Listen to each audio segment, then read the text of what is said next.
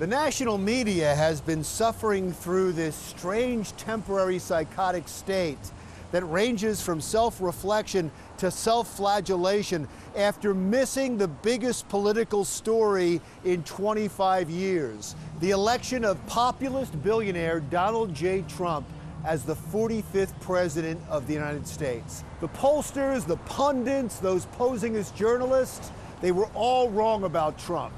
They were convinced that Trump was going to be embarrassed by a Clinton landslide. Instead, they were the ones who were embarrassed. And now they suffer from PTSD, post-Trump election stress disorder. So the question is, has the national media become so biased it's difficult for them to be objective?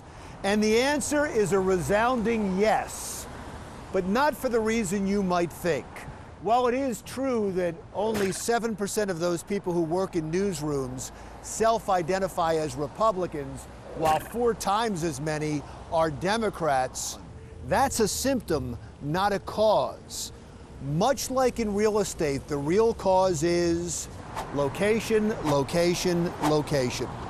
Politico magazine put together this map that shows the bubbles of bias that the media lives and works in across the country. 72% live in New York, San Francisco, Los Angeles, Chicago, Seattle, and Atlanta.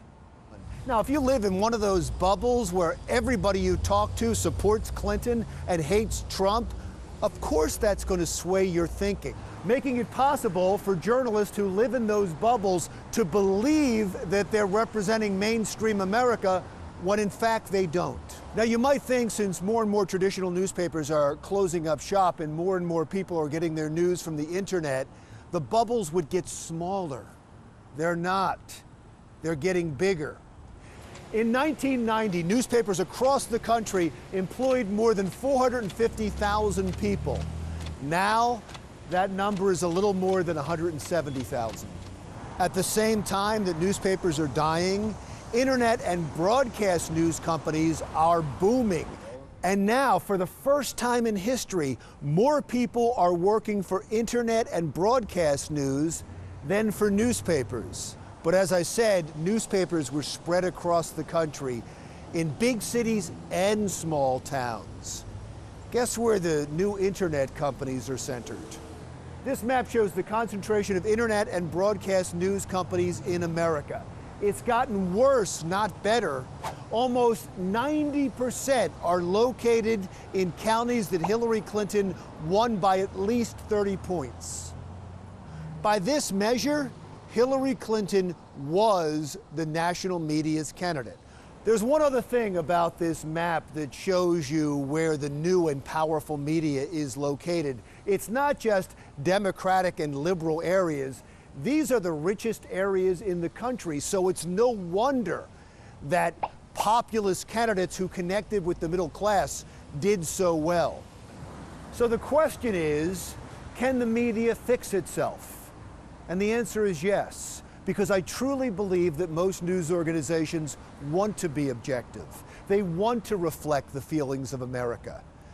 And none of them want to blow another big political story. So I have one simple suggestion: move.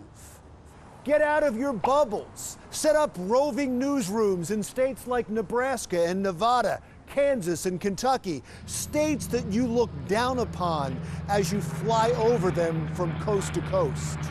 Every network news show is broadcast from either New York or Washington. In these days of wireless technology, the internet, and satellites, there is simply no reason for that. If you truly want to be a leader in American media, get out of your bubbles and cover all of America, and don't treat the vast majority of it like it's another country and the reporters there are foreign correspondents. You do that, and the next time you'll see something like this coming, and you won't look so foolish. I'm Larry Menti. See you again next week. It's so important to the public to get an honest press. The public doesn't believe you people anymore.